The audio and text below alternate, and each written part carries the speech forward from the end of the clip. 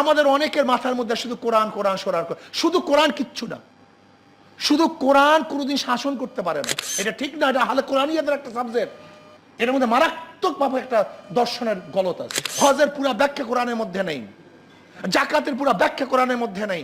আপনি কোরআন দিয়ে কি করবেন আমাকে বলেন তো? যারা মনে করবো শুধু দুনিয়া রাজনীতি আমাদের মূল দায়িত্ব, তারা কিন্তু আদর্শের উপর থাকতে পারবো না, নষ্ট হয়ে যাবে আদর্শ। চরমোনাই দর্পণ, ফেজ দ্য রিয়েল লাইফ। আমাদের এই সেকুলারদের মধ্যে থাকতে থাকতে আমাদের মেজাজ হয়ে গেছে যে আমরা শুধু দুনিয়া নিয়ে চিন্তা করি, কিন্তু একজন মুসলমানের শুধু দুনিয়া নিয়ে চিন্তা হতে পারে না। আমাদের মূল চিন্তা হলো আখেরাত এবং দুনিয়া, উভয়টাই।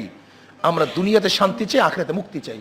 কিন্তু আমাদের মুসলমানদের দেখছি, আমি যত আলোচনা হোক, আমাদের আখেরাত একটা আছে, পরবর্তী জিন্দিগি আছে, এই চিন্তা আমাদের মধ্যে নাই। আমরা শুধু দুনিয়া দুনিয়া। সেকুলারদের কাজটা কি? নাস্তিকদের কাজটা কি? নাস্তিকের কাজ হলো শুধু দুনিয়া দুনিয়া নিয়ে চিন্তা করা। কিন্তু একজন মুসলমান তৌহিদবাদীর কাজটা কি? দুনিয়া এবং আখেরাত উভয়কে নিয়ে চিন্তা করা। এর জন্য আমি মনে করি যতক্ষণ পর্যন্ত আমাদের মেজাজের মধ্যে দুনিয়া এবং আখেরাত উভয়ের মেজাজ না আসবে, ততক্ষণ পর্যন্ত ইসলামপন্থী থাকবো, তারা একদিন ধ্বংস হয়ে যাব। যারা মনে করবো শুধু দুনিয়া রাজনীতি আমাদের মূল দায়িত্ব, তারা কিন্তু আদর্শের উপর থাকতে পারবো না, নষ্ট হয়ে যাবে আদর্শ। আর যারা মনে করি না আমাদের দুইটা কাজ, দুনিয়ায় মুক্তি আখেরাতে শান্তি, এই দুনিয়ায় মুক্তি আখেরাতে শান্তি পাওয়ার জন্য আমরা যদি চেষ্টা করি, তাহলে এই মানুষগুলি স্বাধীন থাকতে পারবে, এই মানুষগুলি উন্নত হবে এবং চুরি হবে না, ডাকাতি হবে না, আল্লাহর কাছে জবাব দিতে হবে।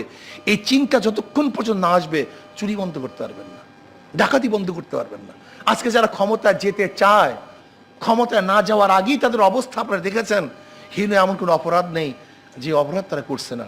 আজকে তার ক্ষমতায় যাওয়ার জন্য ধর্মকে বিক্রি করতে পারে, আজকে ক্ষমতায় যাওয়ার জন্য ধর্মকে পরিবর্তন করতে পারে, আজকে ক্ষমতায় যাওয়ার জন্য তার ইসলামের বিরুদ্ধে কথা বলতে পারে। আমি চাই আসুন আমরা মুসলমান, 92% মুসলমানদের দেশে ইসলাম হুকুমাত হবে। শুধু কোরআন না, এটা একটা ভুল। আমাদের অনেকের মাথার মধ্যে শুধু কোরআন কোরআন সরার, শুধু কোরআন কিচ্ছু না, শুধু কোরআন কোনোদিন শাসন করতে পারে না। কোরআন ও সুন্নাহ শব্দ ব্যবহার করতে হবে, কোরআন ও সুন্নাহ শব্দ ব্যবহার করতে হবে। যদি শুধু কোরআন কোরআন বলেন, হাজারো জায়গায় ডিস্টার্ব হবে, যা চিন্তাও করতে পারবেন না। এর জন্য আমি প্রত্যেকটা বক্তব্যকে বলবো, যখনই বলুন কোরআন সুন্নাহ, কোরআন সুন্নাহ, কোরআন সুন্নাহর আইন, শুধু কোরআন কোরআন, এটা ঠিক না। এটা হালে কোরআনিয়াদের একটা সাবজেক্ট, এর মধ্যে মারাত্মক ভাবে একটা দর্শনের গলত আছে। কোরআন ও সুন্নাহ, কোরআন ও সুন্নাহ। কেন? কোরআন হাজারো, যেমন নামাজের কথা বলছে কোরআন, কিন্তু 5 ওয়াক্তের ব্যাখ্যা কোরআনের মধ্যে নেই। ইন্নাস সালাতা কানাত আলাল মুমিনিনা কিতাবাম মাওকুতা, ওয়াক্ত মতো নামাজ পড়া, কোন ওয়াক্ত কোন সময় শুরু হবে, এটা কোরআনের মধ্যে ব্যাখ্যা নেই। আপনি কিভাবে নামাজ পড়বেন আমাকে বলেন তো? রোজার গোটা ব্যাখ্যা, কিভাবে রোজা রাখতে হবে, কিভাবে রোজা ছাড়তে হবে, কোন সময় রোজা রাখতে হবে, কোন সময় রোজা ছাড়তে হবে, এর ব্যাখ্যা কোরআনের মধ্যে নাই। আপনি কোরআন দিয়ে কি করবেন আমাকে বলেন তো? হজের পুরা ব্যাখ্যা কোরআনের মধ্যে নেই, জাকাতের পুরা ব্যাখ্যা কোরআনের মধ্যে নেই। চুরি করলে কি পরিমাণ চুরি করলে, কখন চুরি করলে, কোন অবস্থায় চুরি করলে, এর ব্যাখ্যা কোরআনের মধ্যে নাই। কাজে আপনাকে অবশ্যই মনে রাখতে হবে শুধু কোরআন কোরআন, এর মধ্যে শুভঙ্করের ফাঁকি, এটা আহলি কোরআনিয়াদের একটা স্লোগান। খুব হুঁশ রাখতে হবে, কোরআন ও সুন্নাহ, কোরআন ও সুন্নাহ। আর আমি মুসলমান, এই চেতনাকে যদি এস্টাবলিশ করতে পারেন, আমরা মুক্তি পাবো, এদের স্বাধীন থাকবে।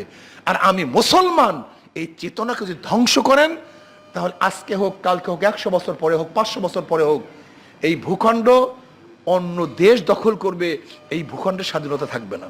কাজে আসুন ইসলামকে ধারণ করে, ইসলামী আদর্শকে ধারণ করে যদি আমরা ইনশাআল্লাহ চলতে পারি, তাহলে 47-এ যে স্বাধীনতা পেয়েছিলাম এবং ব্রিটিশদের বিরুদ্ধে যে আন্দোলন করেছিলাম, একত্রে যে উদ্দেশ্যে আন্দোলন করেছিলাম, সাম্য, মানবিক মর্যাদা এবং সামাজিক ন্যায় বিচার, এবং আমরা